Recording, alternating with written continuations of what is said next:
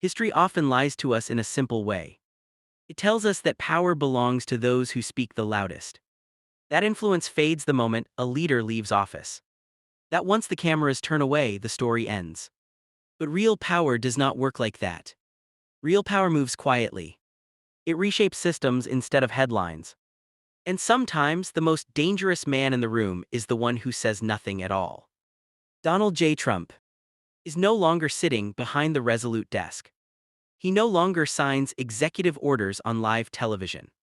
He no longer announces policies at press conferences. Yet across the world, from Washington to Beijing, from Moscow to Riyadh, from Brussels to Tel Aviv, decisions are still being made as if he never left. This is the silent power shift. And most people don't even realize it's happening. The illusion of defeat. After the 2020 election, the story felt finished. Trump was portrayed as a defeated figure. A loud man finally silenced. A political storm that burned itself out. The media declared an end to an era. Analysts spoke about returning to normal. World leaders relaxed, believing the disruption had passed. But while attention moved on, something far more important was happening underneath the surface. Trump didn't lose influence. He changed the way influence works. Instead of controlling institutions, he rewired incentives. Instead of commanding allies, he exposed their dependence.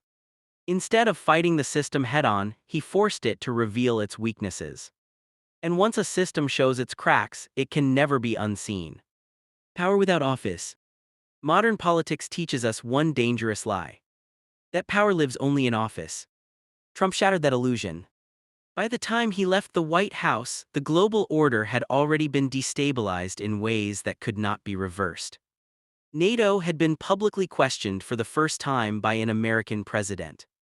China had been openly challenged as a strategic enemy rather than a partner. Global trade had shifted from cooperation to confrontation. Energy independence had become a political weapon. And the idea of a single Western moral authority had fractured. These were not temporary policies. They were psychological earthquakes. Once a nation realizes it can question old alliances, it never returns to blind loyalty. Once leaders learn that America may not always protect them, they begin preparing for a different future. Trump didn't need to stay in office. He planted doubt. And doubt changes everything. The global elites misunderstood him. Western elites made a critical mistake. They believed Trump was impulsive, emotional, and chaotic. They assumed his unpredictability was weakness. But unpredictability is not the absence of strategy. Sometimes it is the strategy. By refusing to play by traditional diplomatic rules, Trump forced world leaders to negotiate without certainty. They could no longer predict America's next move. They could no longer rely on scripted responses. They could no longer assume permanent protection. For decades, the global order was built on stability and predictability, mostly guaranteed by the United States. Trump removed that guarantee. And once removed, it cannot be restored simply by changing presidents. The shift from words to leverage. Traditional Western leadership relied on speeches, values, and moral framing. Trump relied on leverage.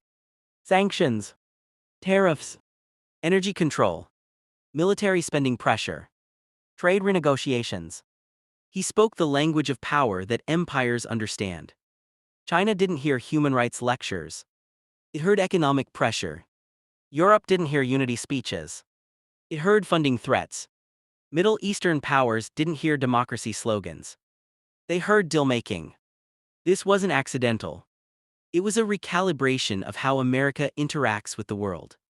Why the world still acts like he's coming back.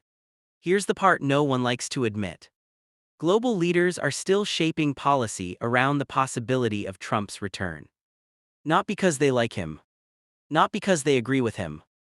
But because he proved that the old rules can be broken and broken fast. Defense budgets are being increased. Supply chains are being regionalized.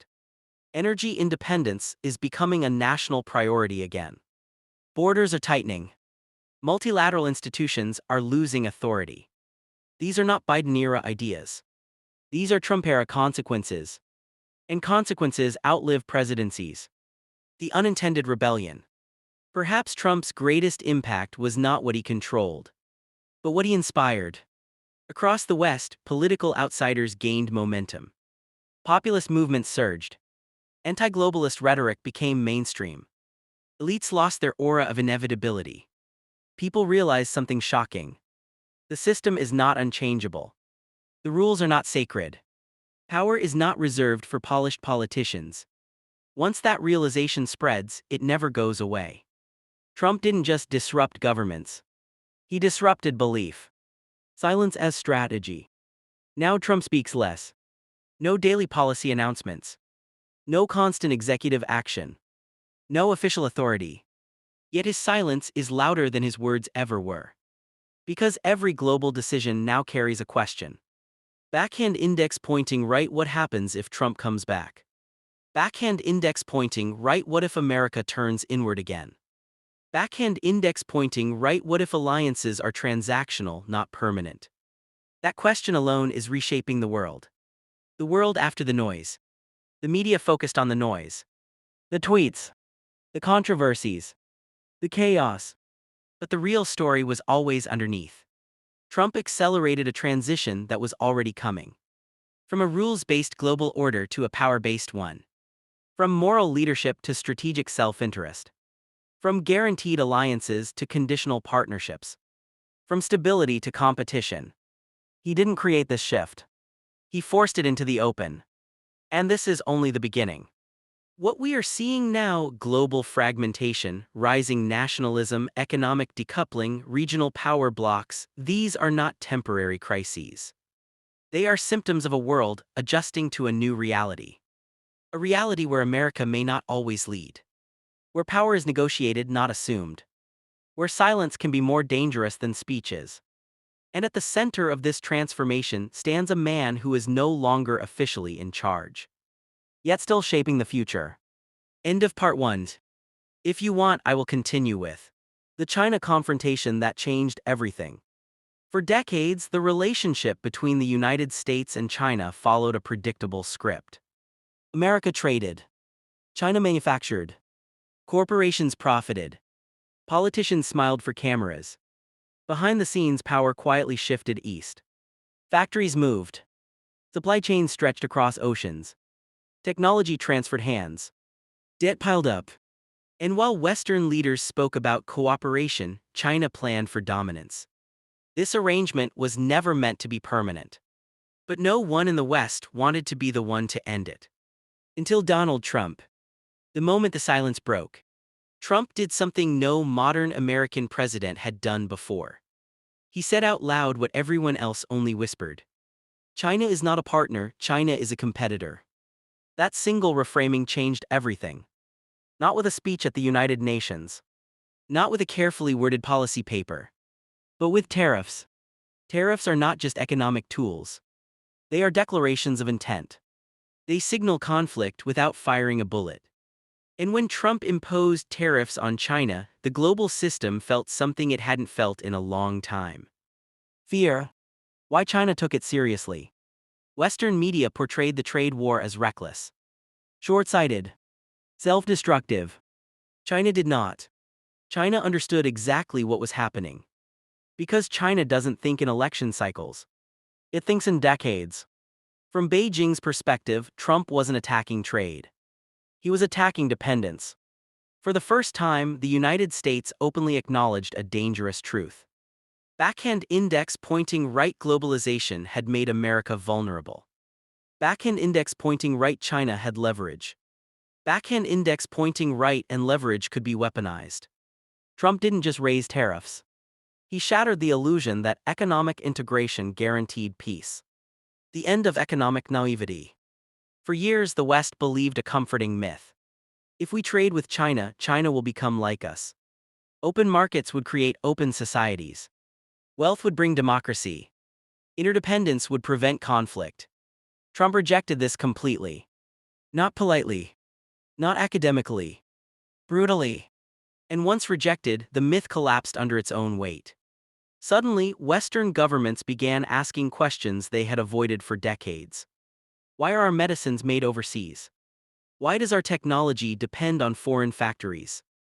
Why can our enemies shut down our economies with one decision? These questions didn't disappear when Trump left office. They multiplied. The real target, technological dominance. Trade was only the surface. The real war was about technology.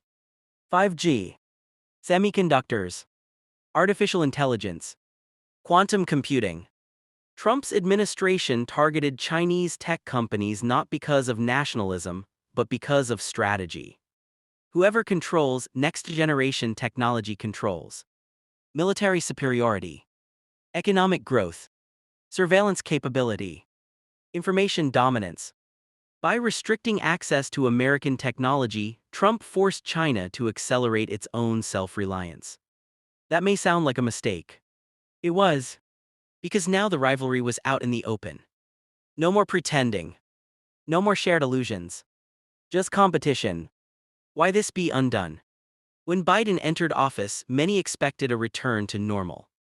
But normal was gone. The tariffs stayed. The restrictions expanded. The suspicion deepened. Because once a strategic rivalry is acknowledged, it cannot be unacknowledged. American businesses began diversifying supply chains. Allies began reassessing dependencies. China began preparing for isolation. Trump didn't start the conflict. He forced both sides to admit it already existed. The psychological turning point. The most important shift wasn't economic. It was psychological. For the first time since the Cold War, the West accepted that. Backhand index pointing right peace through trade is not guaranteed. Backhand index pointing right wealth does not equal alignment. Backhand index pointing right globalization has winners and losers. This realization now defines global strategy. And it began with one man refusing to play along. Why the world is now splitting into blocks. Look at the world today. Supply chains are fragmenting. Countries are friend-shoring. Trade is becoming political again. Technology is being divided by ideology. This is not accidental. This is the world adapting to a post-illusion era. A world where China and the West are no longer pretending to share the same destination. Trump didn't design this outcome, but he made it unavoidable. The dangerous balance. China learned something critical during Trump's presidency. America is willing to absorb pain to protect long-term power. That realization changed Beijing's calculations forever. At the same time, America learned. China is willing to endure isolation to secure independence. This is the most dangerous kind of rivalry. Not emotional. Not reactive. Strategic. And it all began when silence was broken. The world that followed. Today, global leaders no longer ask, how do we integrate China? They ask, how do we survive competition with China? That shift defines military planning, economic policy, energy strategy, diplomatic alignment. And it traces back to one decision: to stop pretending. Trump's shadow over the future. Even now, negotiations happen differently. Threats are assumed. Escalation is expected. Cooperation is conditional. China prepares for decoupling. America prepares for rivalry. The world prepares for division. And at the center of this transformation stands a moment history will remember. When the quiet agreement between East and West ended. Not with a war, but with a refusal. End of Part 2, Section A. Next, I can continue with NATO, Europe, and the collapse of guaranteed protection. For more than 70 years, Europe lived under a powerful assumption. An assumption so deeply embedded that it stopped being questioned. America will always be there. Not maybe. Not conditionally. Always. If Europe was threatened, America would respond. If NATO was challenged, America would lead. If war came to the continent again, America would pay the price. This belief shaped generations of policy. It shaped military budgets. It shaped diplomacy. It shaped complacency. And then Donald Trump asked a question no American president had ever dared to ask so bluntly. Why? The alliance that became a habit. NATO was born from fear. The fear of Soviet expansion. The fear of a broken Europe collapsing again. The fear that without American power, the continent would tear itself apart. For decades, NATO worked because the threat was clear and shared. But when the Cold War ended, something changed. The enemy disappeared. The alliance remained. Instead of dissolving, NATO expanded. Eastward, closer to Russia's borders, deeper into regions America barely understood. Europe grew comfortable. Defense spending shrank. Military readiness declined. Why invest in protection when protection was guaranteed? The uncomfortable truth Trump exposed. Trump didn't attack NATO with ideology. He attacked it with arithmetic. He looked at the numbers and asked, why does America pay the most? Why do wealthy European nations underspend? Why is U.S. security treated as a free service? This wasn't diplomatic language. It wasn't polite. But it was accurate. Many NATO members were not meeting their own defense commitments.